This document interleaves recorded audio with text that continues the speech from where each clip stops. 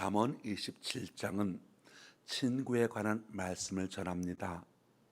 여기서 말하는 친구는 하나님을 사랑하는 하나님 안에서 가족 말하는 겁니다. 예수님께서도 말씀하셨습니다. 누구든지 하나님의 뜻대로 하는 자는 내 형제요 자매요 모친이니라 주님께서 말씀하셨지요. 여기 잠언에서 말하는 친구는 누구겠습니까? 몇 가지 눈여겨볼 구절들이 있습니다. 6절 말씀을 봅니다. 친구의 아픈 책망은 충직으로 말미암는 것이나 원수의 잦은 입맞춤은 거짓에서 난 것이니라. 17절 말씀을 봅니다. 철이 철을 날카롭게 하는 것 같이 사람이 그의 친구의 얼굴을 빛나게 하느니라. 19절 말씀을 봅니다. 물에 비치면 얼굴이 서로 같은 것 같이 사람의 마음도 서로 비치느니라 말씀합니다. 친구에게 아픈 책망을 할 수 있는 사람, 친구를 강하게 성장시켜 줄 수 있는 사람, 친구가 자신을 성찰할 수 있도록 도움을 주는 사람, 이런 사람이 진정한 친구겠다 말씀하시는 겁니다. 이러한 친구는 나이를 넘어선 관계를 의미하지요. 즉 발음을 돕는 사람, 바르게 살아가도록 돕는 사람이 친구다라고 하는 겁니다. 27장 5절로 6절 말씀 봅니다. 면책은 숨은 사랑보다 나으니라. 친구의 아픈 책망은 충직으로 말미암는 것이나 원수의 잦은 입맞춤은 거짓에서 난 것이니라.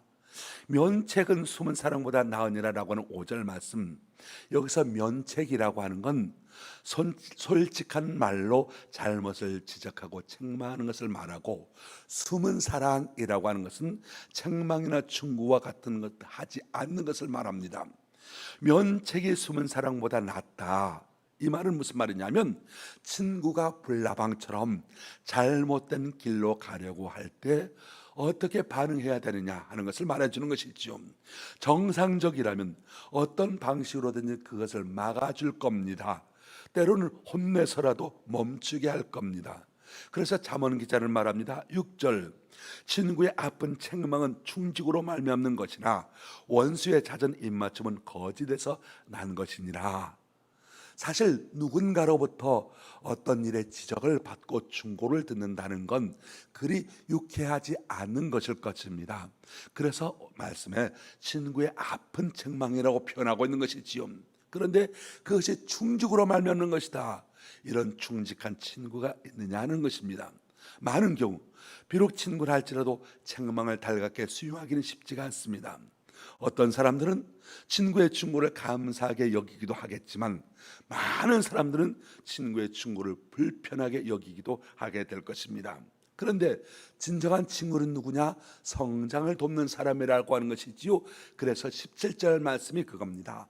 철이 철을 날카롭게 하는 것 같이 사람이 그의 친구의 얼굴을 빛나게 하느니라. 사람은 다른 사람과의 관계 속에서 살아가고, 그리고 다른 사람과의 관계 속에서 성장해 가게 됩니다. 사람과의 관계 속에서 모난 인격이 다듬어지고 성숙해져 가게 되는 것이지요. 하나님께서는 아담이 혼자 독차하는 것을 좋게 보지 아니하시고 하와를 만들어 주셨습니다. 이와 같이 인간은 다른 사람과 관계를 맺으며 살아가는 사회적인 존재로 지음을 받았습니다. 사람은 그래서 이 사회 속에서 경쟁하고 협력하면서 서로 성장해 갑니다.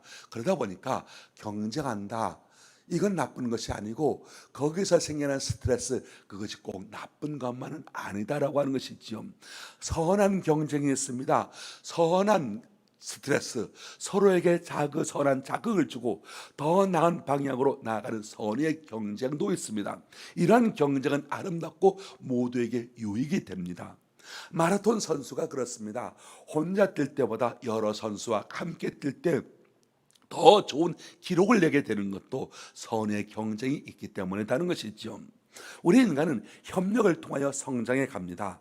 나 자신보다 더 큰 일을 하기 위하여 서로 힘을 합치고 서로 이끌어 줄 때 인간은 더욱 풍성한 상태에 이르게 되고, 그와 같은 협력을 통해서 인간은 성장해 가게 됩니다. 철이 철을 날카롭게 하기 위해서는 철이 철을 서로 부딪히는 과정을 반복해서 거쳐야 합니다.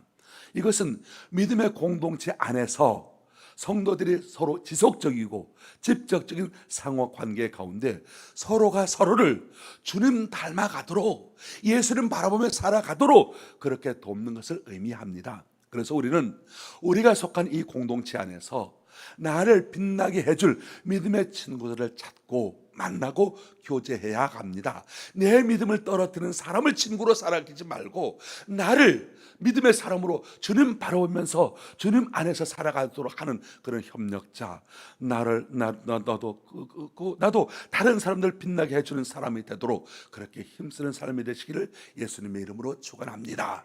기도하겠습니다.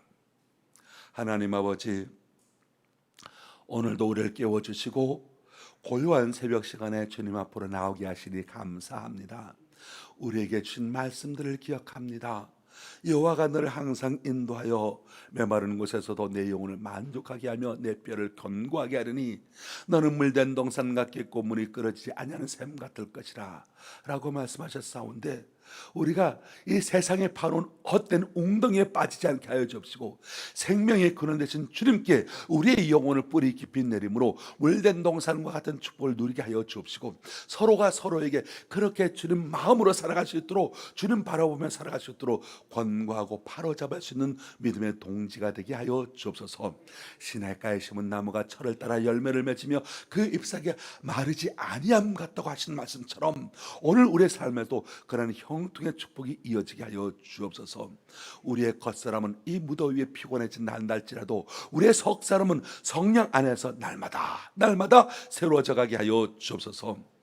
우리 성도들 가운데 경제적인 문제로 마음 편하지 못한 분들이 있고, 자녀들 문제로 기도하는 분들이 있고, 사람과의 관계 속에서 서운함과 외로움을 안고 살아가는 이들이 있고, 미래에 대한 불안감과 스트레스로 하루하루를 버티며 살아가는 이들이 있습니다. 저들 모두에게 걱정과 근심, 불안과 두려움 십자가 밑에 내려놓게 하여 주옵시고 주님 앞에서 살아가게 하여 주옵시고 주님의 따뜻한 사랑의 품에 거하는 삶이 되게 하여 주옵소서.